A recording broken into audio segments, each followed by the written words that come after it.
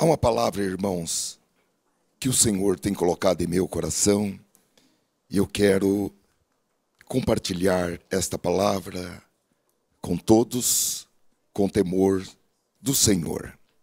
O título desta mensagem, e eu sugiro que você anote, é Vitória na Derrota.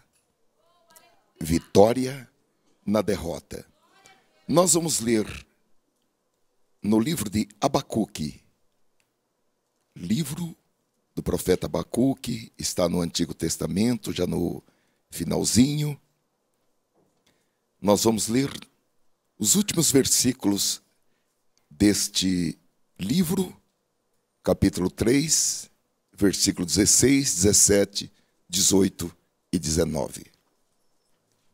A preciosa palavra de Deus nos diz assim: ouvindo-o eu, o meu ventre se comoveu, a sua voz tremeram os meus lábios, entrou a podridão nos meus ossos e estremeci dentro de mim.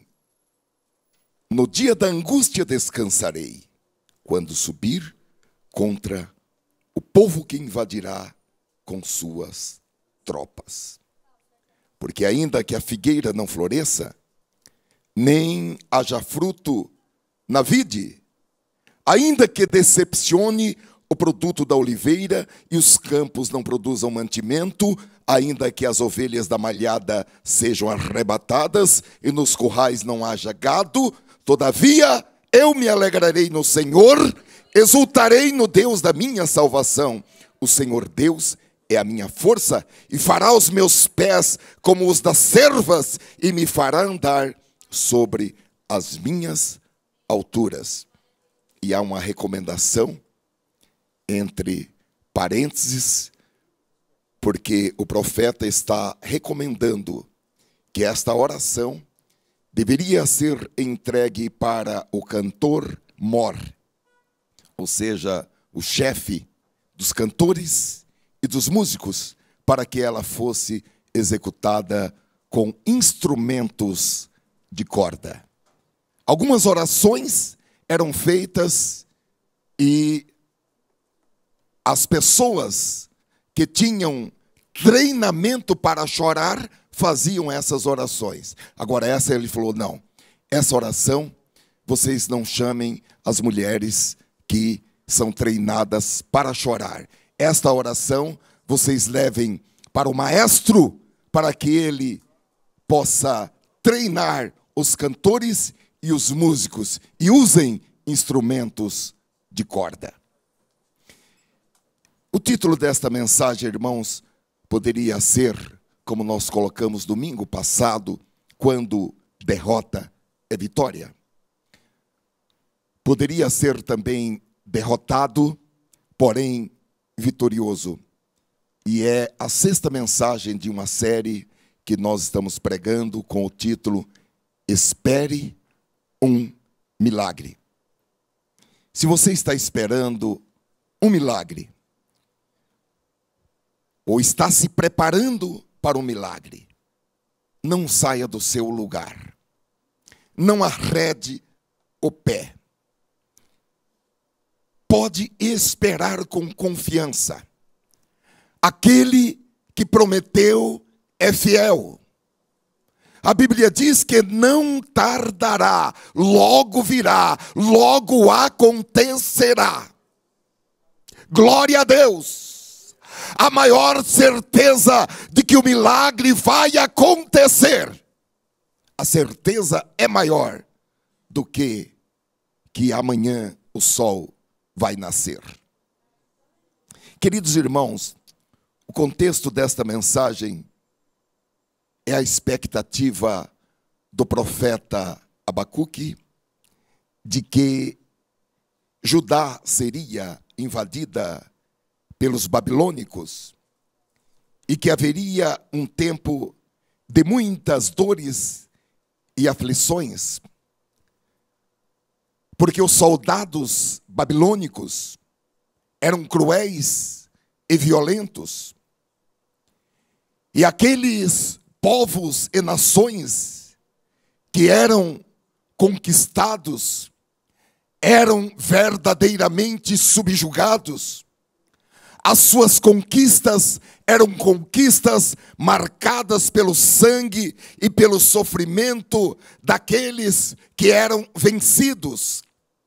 Aqueles que eram vencidos eram afligidos fisicamente e psicologicamente para que eles se desintegrassem e nunca mais se levantassem na terra como uma nação ou como um povo. E agora, isto estava previsto para acontecer com o povo de Deus, com os hebreus, porque os hebreus desprezaram as profecias, desprezaram os profetas, desprezaram as palavras do Senhor, viraram as costas para Deus. E agora, apesar deles serem os filhos de Abraão, deles serem os filhos de Deus, o povo da promessa, agora havia uma palavra de juízo pronunciada contra eles. E Deus, irmãos, usaria aquele povo impiedoso, os babilônicos, para exercer o juízo sobre eles. E tudo isso, queridos, não cabia na cabeça de Abacuque, porque realmente não cabe na nossa cabeça quando um servo de Deus é afligido por um ímpio, é chutado por aquele ímpio, é menosprezado por aquele ímpio. Não cabe na nossa cabeça e não cabia na cabeça de Abacuque. Como um povo tão ímpio exerceria juízo sobre outro povo que eram os filhos de Deus, que eram os filhos da promessa? Isso não cabia na cabeça do profeta Abacuque. E Abacuque passou a questionar Deus. Ele apresentou uma lista muito longa de perguntas que nós já vimos em mensagens passadas. E como Deus não respondeu ao questionamento dele no tempo em que ele imaginava que Deus respondesse, e também de uma maneira completa, porque Deus falou apenas: eu vou fazer um grande milagre. Um milagre tão grande e tão poderoso e de tamanha proporção que vocês não acreditarão se eu falasse agora. Então, Abacuque fez o seguinte: no capítulo 2, e versículo 1, ele disse: agora eu vou subir a minha torre de vigia e eu vou esperar para ver que resposta o Senhor vai dar à minha queixa. Eu não vou sair daqui. Eu vou ficar olhando nesse olhar panorâmico, horizontal, até que Deus fale. E eu quero ver o que é que Ele vai responder à minha queixa. E Deus falou. Porque Deus jamais vai deixar de falar com um servo ou com uma serva que o busca e que espera uma resposta de Deus. Eu quero lhes dizer que hoje, exatamente hoje, Deus tem a resposta que você precisa. Glória a Deus! Você não tomará decisões na vida sem saber qual é a direção de Deus, porque Deus fala. Só que quando Deus falou, Deus não removeu uma palavra do seu juízo, porque realmente Judá seria invadida pelos babilônicos. Apesar deles serem o povo de Deus, descendentes de Abraão, Isaque e Jacó, o povo da promessa, Judá seria invadida e eles seriam derrotados e viriam tempos de dores e de aflições até que novamente a mão de Deus viesse sobre eles e os livrasse. E o que Deus falou com o profeta, queridos irmãos, não se conformava com o conceito que ele tinha de Deus, as respostas de Deus pareciam incompatíveis com as promessas que Deus havia feito a Abraão, Isaque, Jacó, Moisés, Arão. As promessas do deserto, as promessas para entrar na terra prometida. E as primeiras palavras de Deus, respondendo às perguntas do questionamento do profeta, estão no livro de Abacuque, capítulo 2, e versículo 4, onde Deus disse: olhe para os arrogantes, os perversos, que em si mesmos confiam, mas o justo, pela sua fé, viverá. E ato contínuo, o Senhor deu uma visão ao profeta, e disse que essa visão deveria ser levada ao conhecimento de todos. Só que essa visão não deveria ser comunicada por palavras faladas, como sempre os profetas verbalizavam, dizendo: assim diz o Senhor. Diferentemente da comunicação de outras profecias, essa visão profética deveria ser apresentada de forma gráfica. Deveria ser escrita, lançada em o que hoje nós chamamos de outdoor. O profeta deveria escrever a visão de uma forma legível, com letras grandes, de maneira que mesmo aquele que passasse correndo pudesse ler a visão. E há também aqueles que não estivessem muito interessados em ler a visão. Apenas com um passar de olhos, eles pudessem saber qual era a visão de Deus para aquela gente. Porque quando Deus quer falar, todos precisam saber o que Deus quer falar e o que Deus está falando. Ninguém poderá comparecer e dizer: eu tomei tal decisão porque Deus não falou, porque Deus fala. E fala de uma maneira que até aquele que passa correndo, aquele que dá um passar de olhos, entende perfeitamente o que Deus está falando. Então, o Senhor estava inaugurando um novo conceito de comunicação, um conceito até então desconhecido. Abacuque, capítulo 2, versículo 2.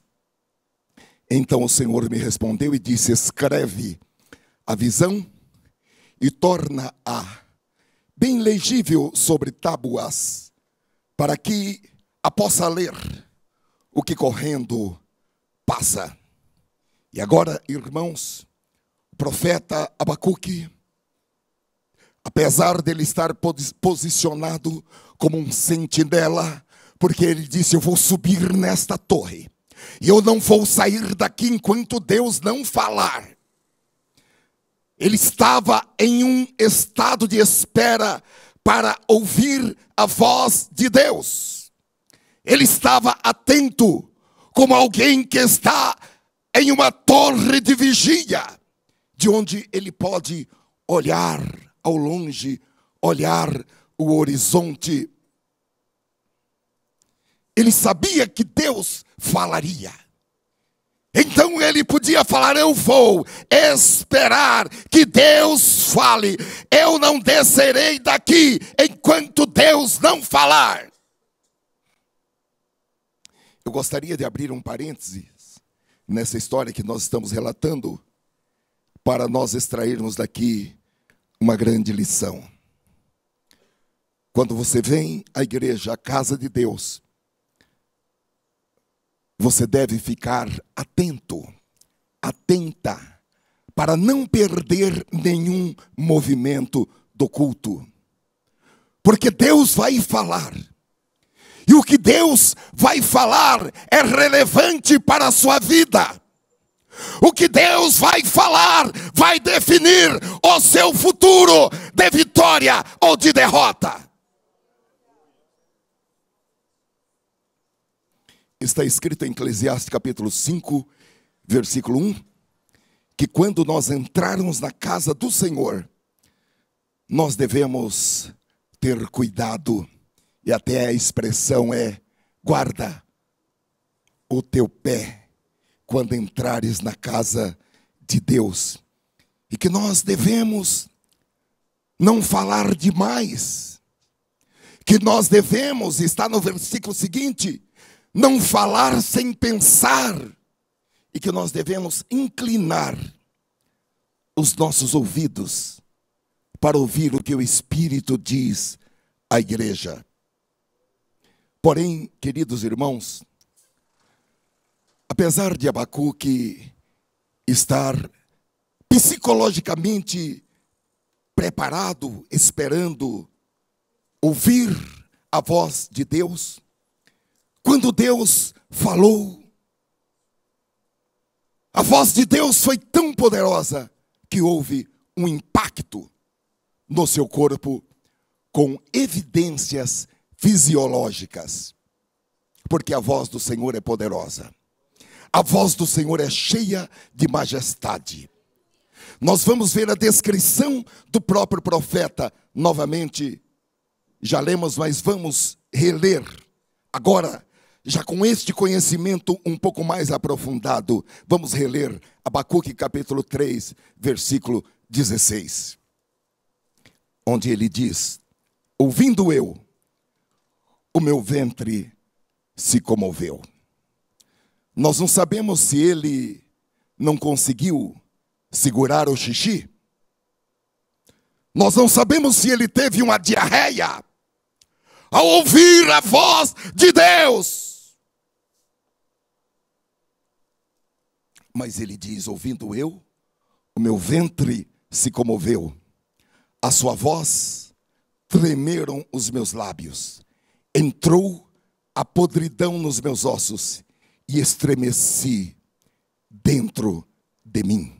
Eu acho muito incrível porque o profeta não considerou esse estado emocional e fisiológico, ele não considerou isso uma desonra para si ou uma reprovação.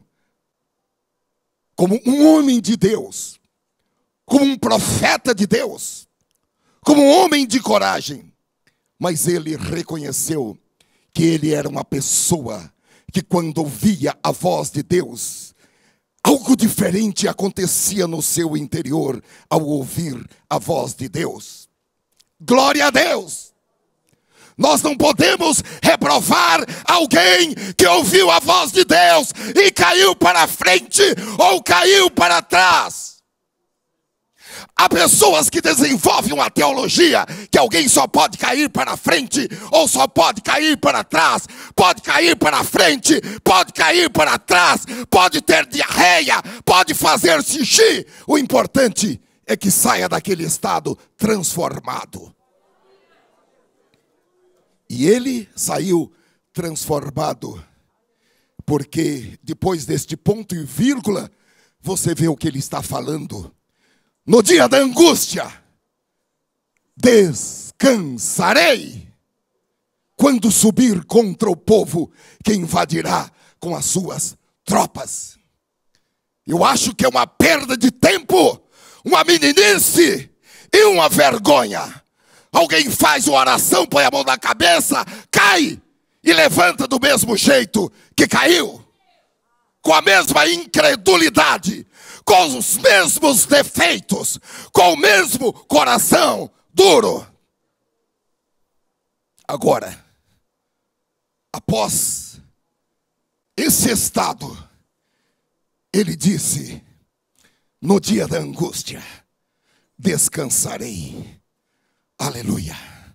Você não pode ouvir a voz de Deus e continuar sendo a mesma pessoa de antes, falando as mesmas palavras, tendo o mesmo vocabulário, usando as mesmas roupas, comendo as mesmas comidas, bebendo as mesmas bebidas, andando com os mesmos amigos, raciocinando da mesma forma, tendo os mesmos objetivos e conceitos de vida. Ao ouvir a palavra de Deus tem que ser um divisor na sua vida. Senão, você estará perdendo o seu tempo. É melhor ir comer uma pizza, é melhor assistir um filme, do que ficar ouvindo pregação da palavra de Deus, cânticos da palavra de Deus, imposição de mão de ministro da palavra de Deus. A palavra de Deus tem que ser um divisor em nossas vidas. Tem que ter uma diferença, fazer uma diferença. Tem que ter o antes e o depois. E também, queridos, depois de ouvir a palavra de Deus, você não pode dar mais valor aos seus sentimentos do que ao que Deus disse por meio da sua palavra. Depois de ouvir a palavra de Deus, você não pode permitir que os sentimentos do seu coração, o raciocínio natural e humano, por mais lógico que seja, dominem a sua alma em detrimento daquilo que Deus falou. O que Deus falou pode não ter lógica, mas foi Deus que falou. Aleluia. Glória a Deus. Só que isso daí Deus deu para cada pessoa a liberdade, a capacidade para administrar. Cada um de nós é livre para pender para o lado do Espírito ou para pender para o lado da carne, o lado do mundo e o lado do diabo. E vamos ser francos.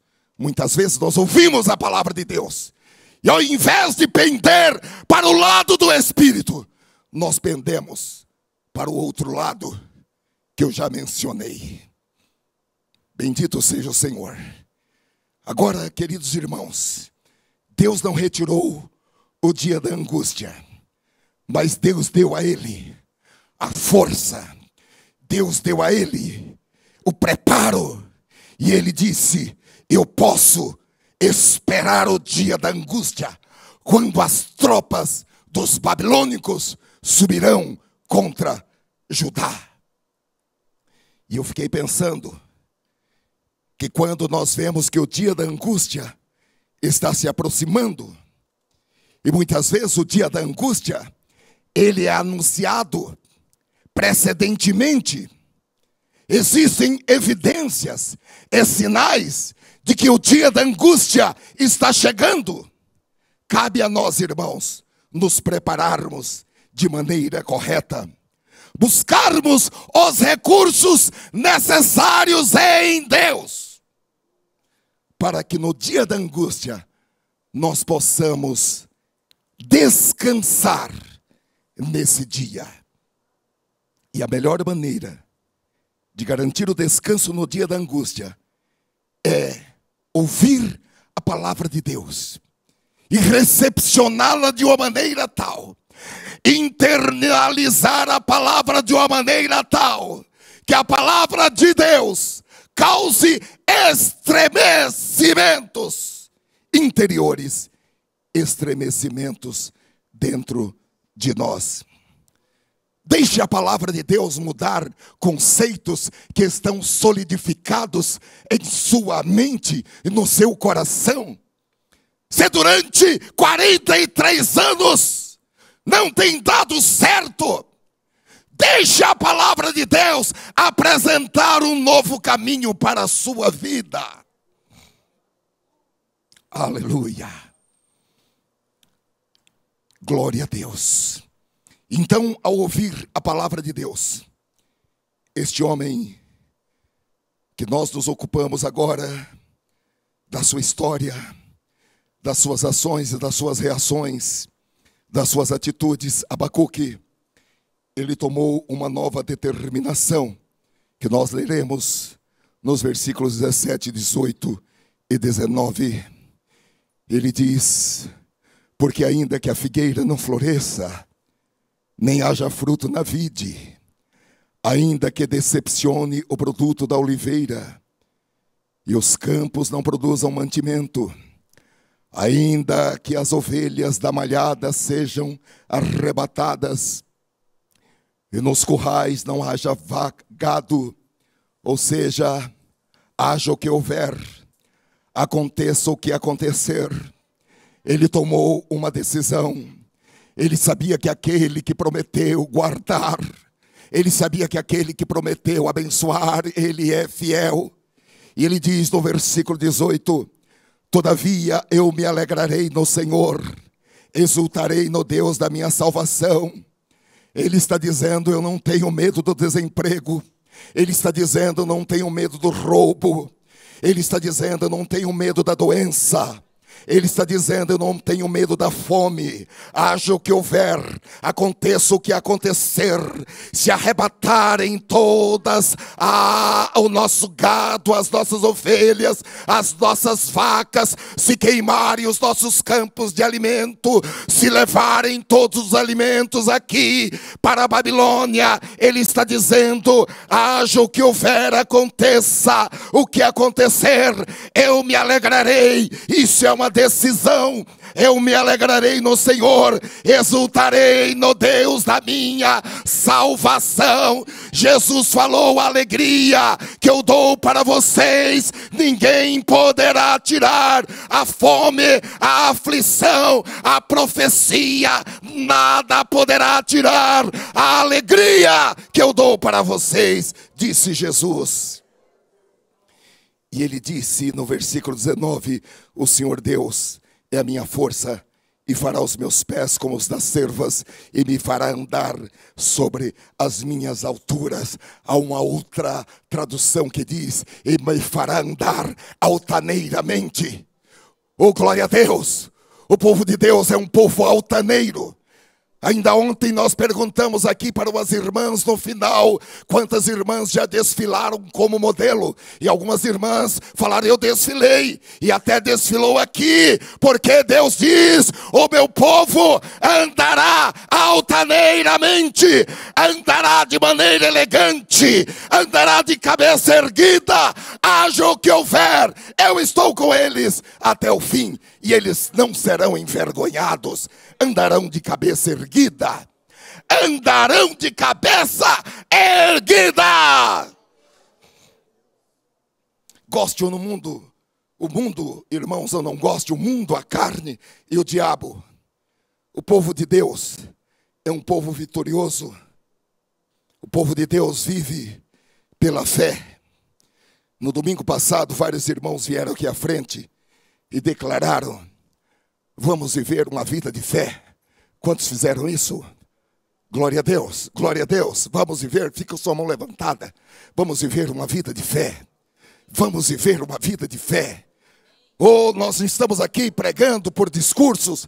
Nós não fomos a esses microfones falando: vamos viver uma vida de fé, apenas para ser mais um falando. Não, nós falamos, nós pronunciamos para que os poderes saibam da nossa determinação, que a nossa determinação é viver uma vida de fé. Nós que estamos rodeados de uma grande nuvem de testemunha, estes demônios precisam saber que a nossa determinação é viver uma vida de fé. E agora nós nos perguntamos: o que é viver uma vida de fé? Nós vamos olhar para alguns princípios gerais relativos à fé, em primeiro lugar, e depois vamos olhar como a forma como esses princípios podem ser vistos na vida de Abacuque e também podem ser aplicados nas nossas próprias vidas. Enquanto você ouve esta mensagem, vá orando no Espírito, vá pedindo a ajuda do Espírito Santo. Nós precisamos romper com os conceitos do mundo, com os valores do mundo, porque na realidade nós damos mais valores aos conceitos do mundo, aos valores do mundo, do que aos valores da palavra de Deus. Porque quando nós damos maior valor aos valores da palavra de Deus, as pessoas vão falar: você é louco, você está fora da realidade, cai na real. Você está com os pés aonde? E a sua cabeça está onde? Você tem que responder para todos esses: eu estou com os pés na terra, mas eu estou com a cabeça no céu. Oh, glória a Deus! O meu raciocínio não é o raciocínio lógico do mundo. O meu raciocínio é o raciocínio com a mente de Cristo, de sorte que haja em vocês. Esse tipo de raciocínio foi o que desejou o apóstolo Paulo. Então, irmãos, vamos olhar para, primeiro, princípios gerais sobre a fé. Eu gostaria de começar dizendo que a fé é uma coisa muito difícil para a maioria de nós compreendermos. Porque mesmo aqueles que não têm um problema com a fé, não podem, como ninguém pode realmente colocar as mãos na fé, pegar na fé. Porque a fé, ela não tem tamanho, a fé não tem peso, a fé não é algo que você pode chegar e tocar. A fé é algo intangível. A fé pode ser vista, porque está escrito: e Jesus vendo a fé deles. Mas a fé não pode ser tocada. Agora, a fé é aquilo que você faz. Jesus falou da fé em Lucas capítulo 17 e versículo 6 como um grão de mostarda, e ele se referiu à fé como algo muito pequeno, porém com um potencial muito grande. Oh, aleluia! Glória seja ao nome do Senhor Jesus. E o autor aos Hebreus, irmãos, definiu a fé como a substância. Hebreus capítulo 11, versículo 11. A fé como a substância das coisas que se esperam. O que é substância? Substância é matéria-prima. Então, o autor aos Hebreus disse que a fé é a matéria-prima, a substância das coisas esperadas. E ela é a prova das coisas que não podem ser vistas, das coisas que se não veem. Glória a Deus! Em outras palavras, ele está definindo que a fé é viver em segurança absoluta de coisas que nós não podemos ver, mas podemos provar. Glória a Deus.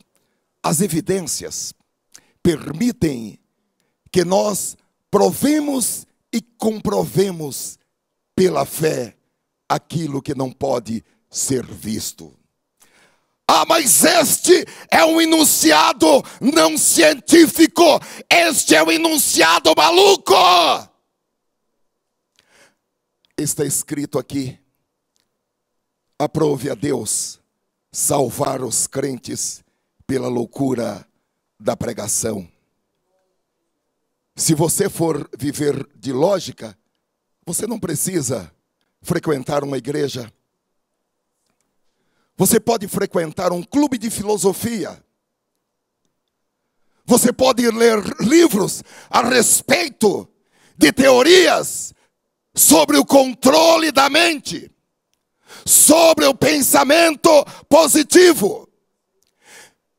Teorias a respeito de questões da mente. Porém, viver pela fé é provar coisas que você não pode ver. Nós cremos em um Deus, por exemplo, que nós não podemos ver com os olhos humanos, porém nós temos convicção e nós temos provas e nós sabemos que Ele trabalha a nosso favor. E qualquer um que questionar a respeito da nossa fé em Deus, nós vamos apresentar provas concretas, provas evidentes. Oh, glória a Deus! Ele nos salvou. Ele transformou as nossas vidas. Ele nos tirou do lamaçal. Ele nos tirou do atoleiro. E Ele colocou os nossos pés sobre a rocha. Ele colocou um novo cântico na nossa boca. Ele colocou nos nossos corações um hino ao Pai, ao Filho e ao Espírito Santo. E o salmista diz: muitos ouvirão e temerão ao Senhor, porque é algo que nós podemos provar. Glória a Deus. E Ele é fiel à sua palavra. No passado, nós acreditamos e Ele fez.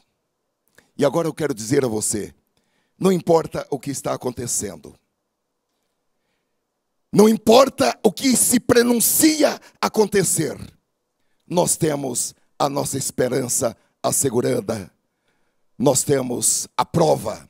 Nós temos a convicção. Ele diz na sua palavra: agindo eu, quem impedirá? Quem é que pode impedir que Deus faça o que Ele falou, o que Ele vai fazer? Ele é fiel à sua palavra. Ele foi fiel à sua palavra ontem, é fiel à sua palavra hoje, amanhã, no futuro, para sempre. Assim como Ele agiu, Ele vai agir hoje, agir amanhã, agir no futuro e agir para sempre. Aleluia. Agora, como é que nós podemos ganhar ou conquistar ou obter esse tipo de fé? Vamos começar, irmãos, entendendo que a fé não vem do nada. A fé não é transmitida pela genética. A fé não nasce naturalmente. A fé, você não nasceu com uma dose de fé para gastá-la durante toda a sua vida. É diferente, por exemplo, dos neurônios.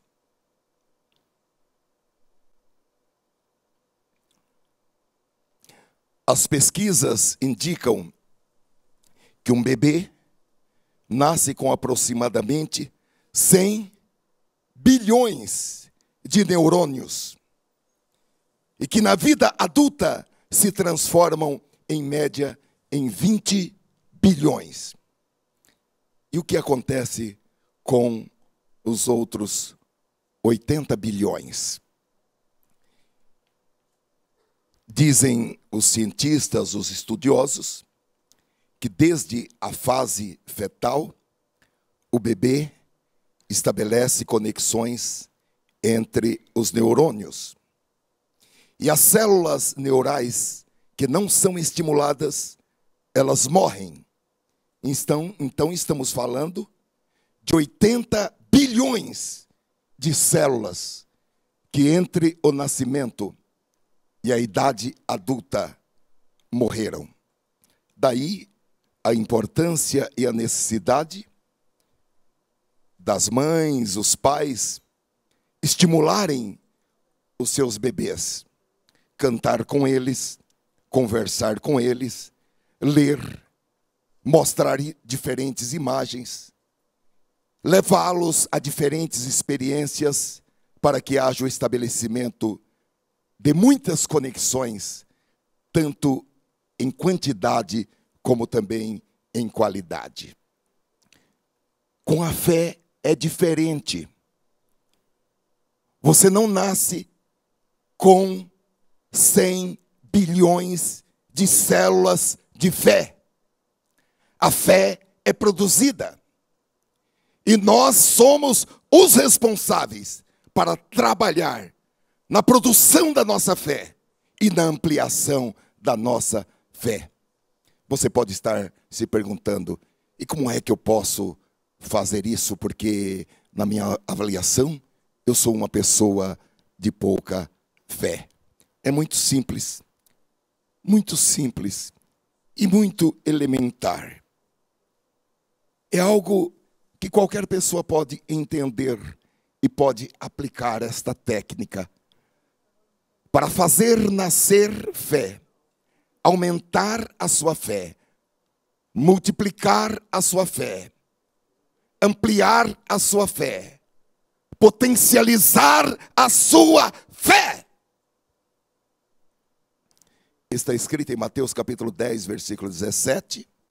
Logo, a fé é pelo ouvir, e ouvir pela palavra de Deus. Então é muito simples. Ouvindo a palavra de Deus, a sua fé é produzida, é ampliada, é aumentada, é potencializada. Agora, não tem outra forma. Não existe outra forma. A fé vem pela audição da palavra de Deus. Então, a fé é uma obra de Deus. E essa obra é gerada quando nós ouvimos a palavra de Deus. É por isso que é preciso pregar o Evangelho. E pregar o Evangelho para que os perdidos ouçam. As pessoas, mas eu prego. Pregue a palavra. Porque se você pregar a palavra, mas ele não vai entender, esse negócio de Bíblia é uma coisa muito difícil. Negativo. Quando você prega a palavra, o Espírito Santo estará trabalhando no convencimento daquela pessoa que está ouvindo a palavra. Você fala, mas quem opera é a palavra e o Espírito Santo. Glória a Deus. Paulo fala em pregar a tempo e fora de tempo. É uma orientação que ele deu a Timóteo, que era seu filho na fé, na segunda epístola, capítulo 4, versículo 1, em diante. Quando ele diz, portanto, eu insisto, ele está insistindo com os crentes, diante de Deus e diante de Cristo, Jesus, que um dia julgará os vivos e os mortos, quando aparecer para estabelecer o seu reino, que pregues insistentemente a palavra de Deus em todos os momentos, sempre que tiver a oportunidade, a tempo e fora de tempo, quando for conveniente e quando não for, pregue, corrija, repreenda, estimule-os a fazer o bem e esteja todo o tempo alimentando as pessoas pacientemente com a palavra de Deus. Os perdidos precisam ouvir, porque se eles não ouvirem, eles não crerão em Jesus. Se você continuar falando toda vez que eu venho aqui, pai, na sua casa, se você continuar falando, eu não venho mais na sua casa. Fale a tempo e fora de tempo, insistentemente, onde você estiver, pregue a palavra de Deus. Romanos capítulo 10, versículo 14, diz: como, pois, invocarão aquele em que não creram? E como crerão naquele de quem não ouviram? E como ouvirão se não há quem pregue? É por isso, irmãos, que nós também, os crentes, temos que continuar a ler, temos que continuar a estudar a palavra de Deus, ouvir a palavra de Deus, pregar a palavra de Deus. Não há uma explicação pelas ciências do conhecimento humano, mas Deus usa a sua palavra para criar a fé, para ampliar a fé, para multiplicar a fé.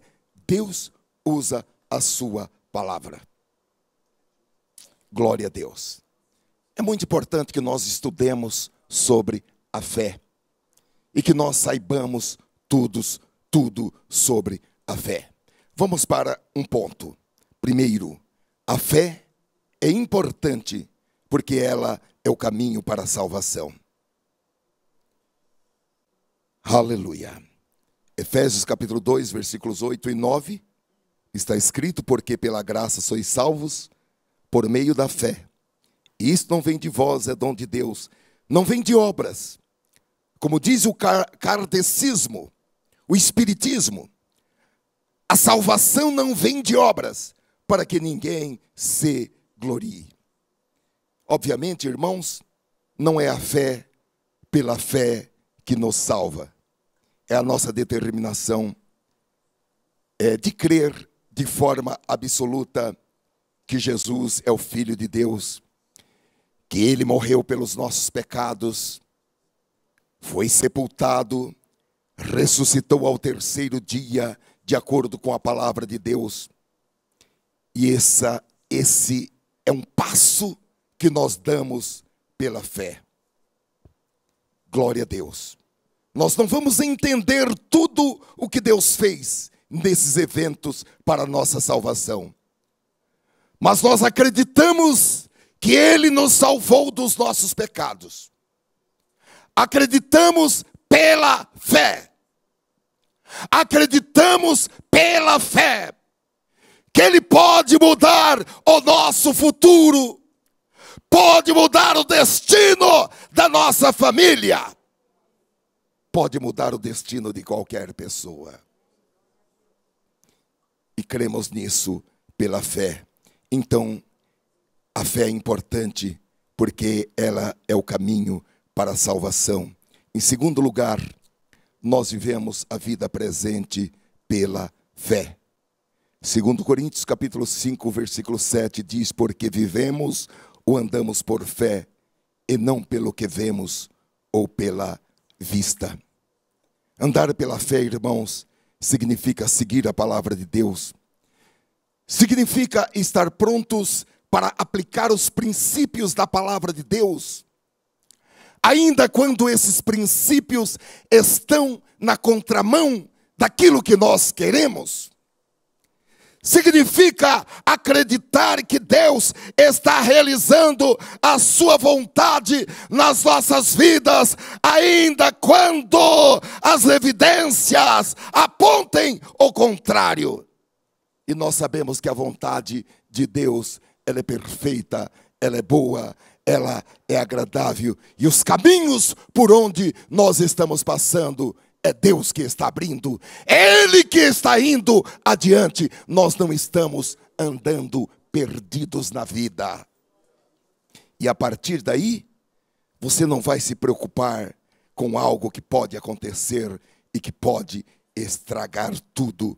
Porque se você está vivendo pela fé, você está debaixo de uma promessa que está em Romanos capítulo 8, versículo 38, porque tem muitas pessoas que ficam noites e noites acordados pensando, e se acontecer isso, e se acontecer aquilo outro.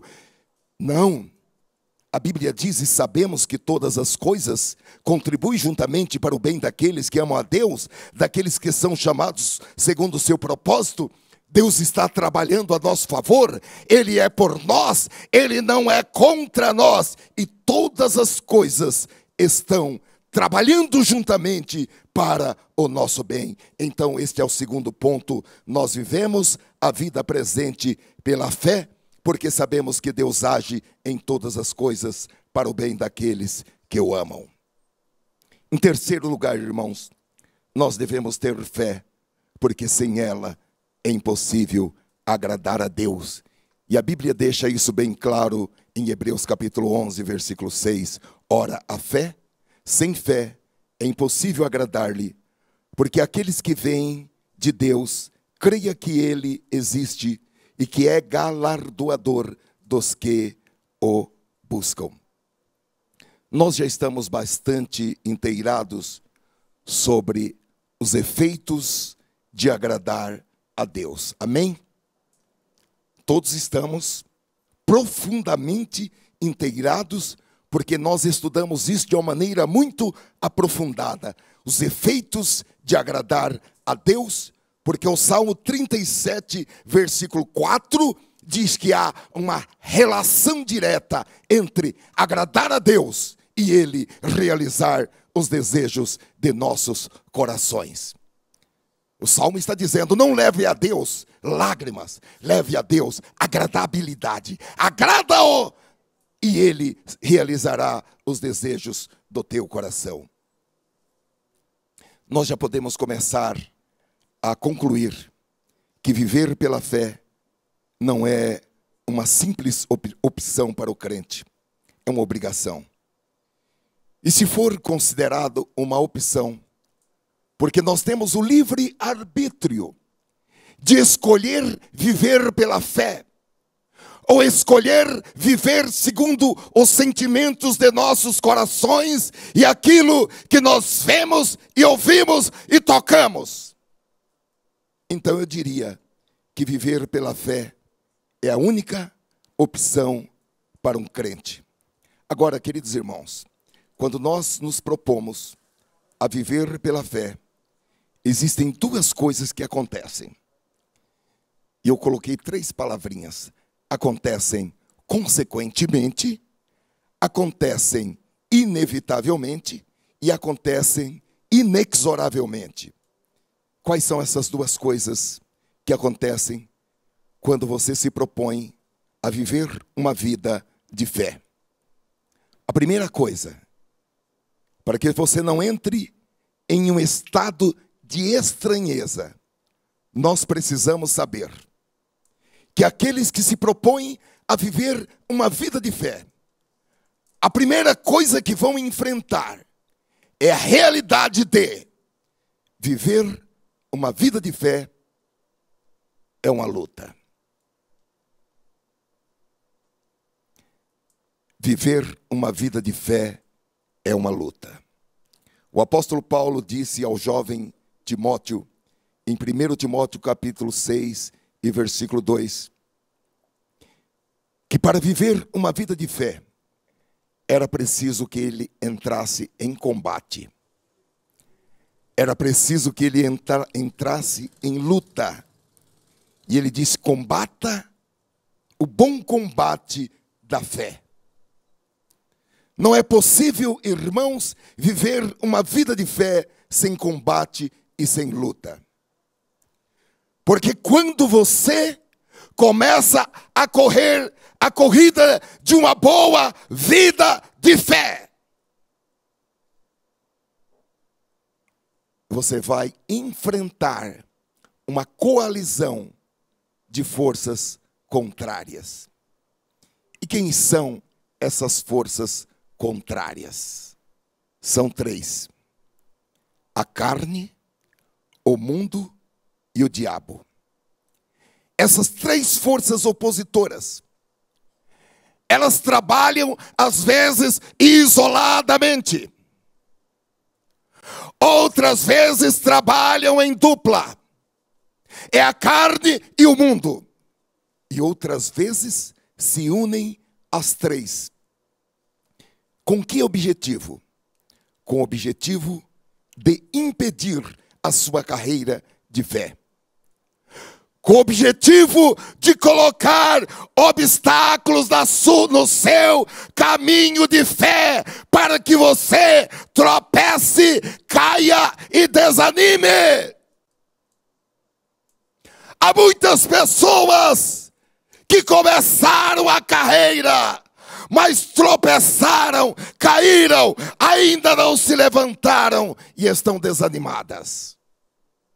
Mas nesta noite, a palavra do ânimo, a palavra do fortalecimento enviada pelo Espírito Santo. O que essas forças querem é que você fique à beira da estrada, sendo apenas mais um que vai se lamentar de ser uma pessoa que não teve oportunidade na vida, de ser uma pessoa que foi desprezada. Os seus irmãos tiveram oportunidades e você não teve oportunidade. Essa não é uma voz que vem do alto. Essa é uma voz, ou ela vem da carne, ou ela vem do mundo, ou ela vem de Satanás. Mas nesta noite, qualquer que seja a origem, nós a repreendemos em nome do Senhor Jesus. Porque a sua parte é entrar no combate e combater o bom combate. e lutar contra essas forças opositoras que Paulo diz: nós não estamos lutando contra gente feita de carne e osso, nós estamos lutando contra esses demônios colocados em ambientes espirituais, contra essas forças terríveis opositoras do mal. Então, você precisa entrar em combate e combater o bom combate para desenvolver a fé, mantendo as armas espirituais, a armadura, a confiança de que Deus está do seu lado, que Ele vai à sua frente, que você não está sozinho. Paulo diz em 1 Timóteo capítulo 4 e versículo 7, combati o bom combate, acabei a carreira e guardei a fé. Eu gostaria que você anotasse esta frase. Os irmãos, tragam um caderno e caneta, a não ser que você tenha uma memória fotográfica.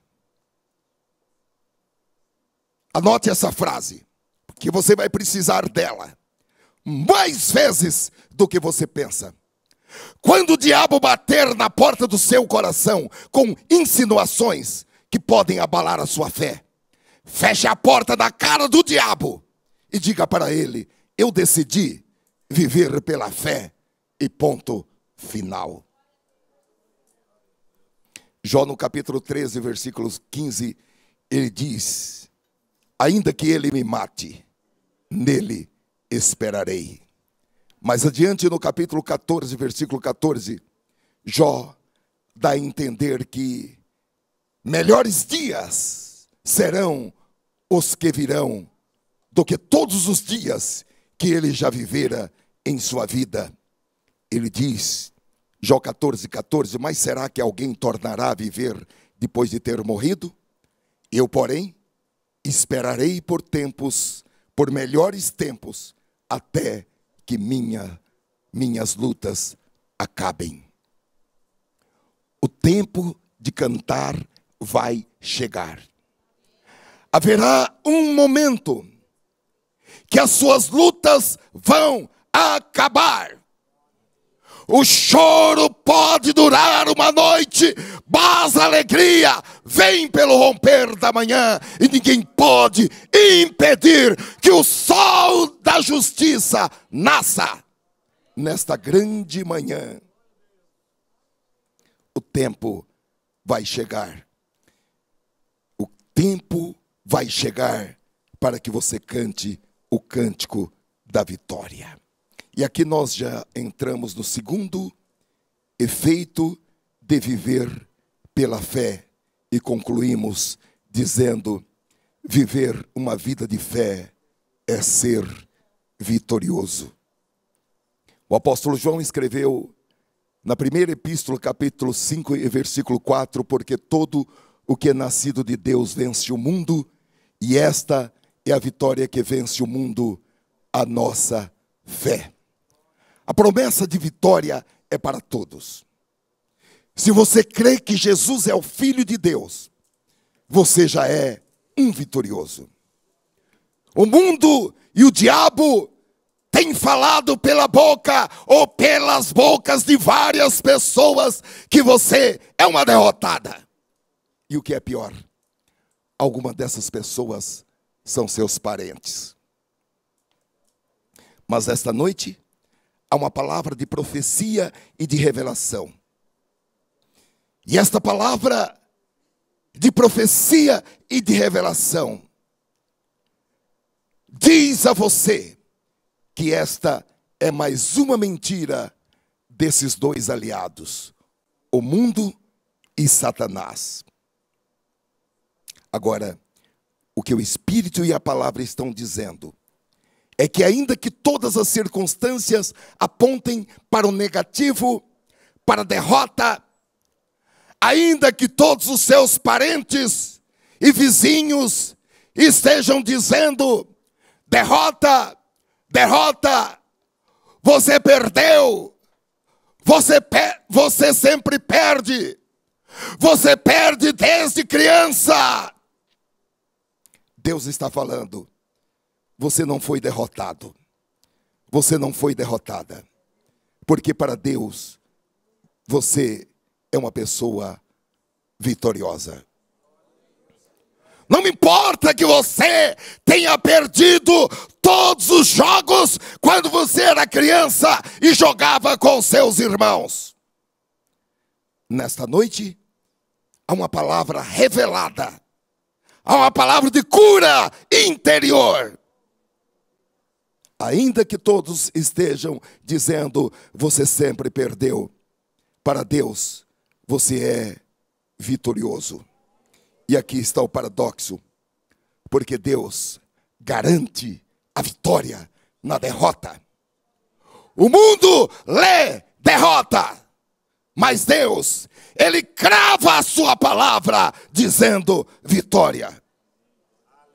E se for preciso, Deus vai levantar você das cinzas. Vai levantar você do monturo. Vai levantar você do desprezo. Vai levantar você das dívidas. E vai colocar você em um patamar elevado. Porque Abacuque diz que no final, Deus o fará andar sobre as suas alturas. Deus o fará andar altaneiramente. Não importa o que tenha acontecido ou que esteja acontecendo. Não importa se a sua vida está em maré alta, quando tudo está dando certo, ou está em maré baixa, quando parece que todas as coisas dão erradas. O que Deus está falando na sua palavra e pelo Espírito é que Ele está contigo nessa situação.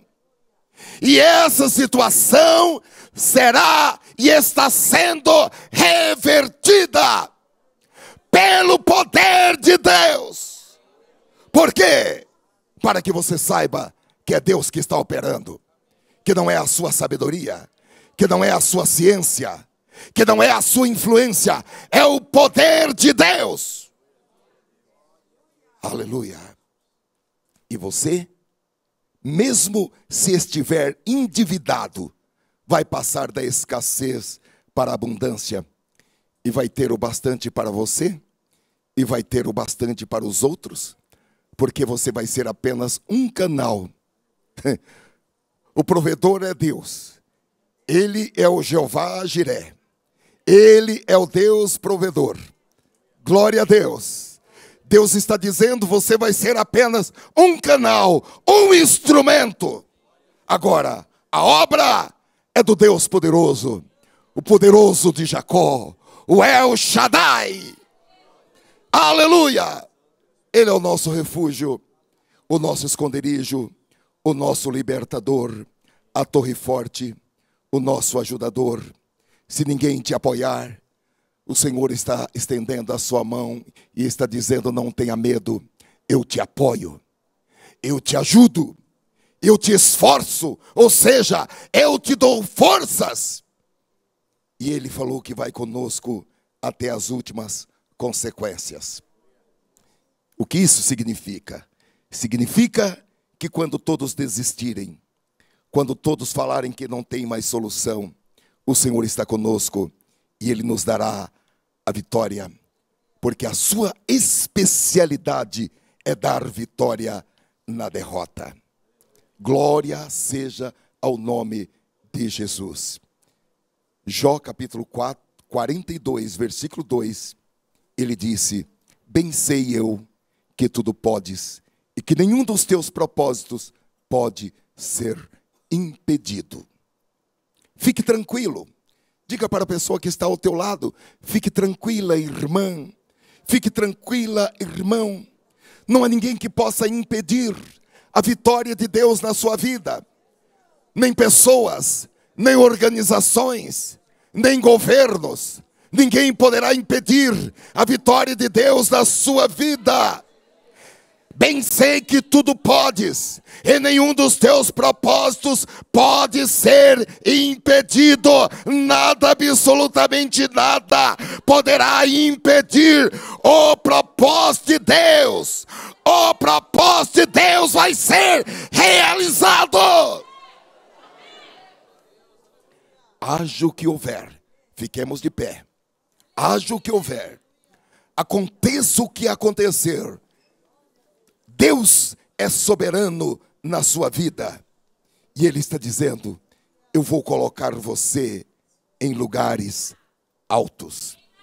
Eu vou fazer com que você desfile de maneira altaneira.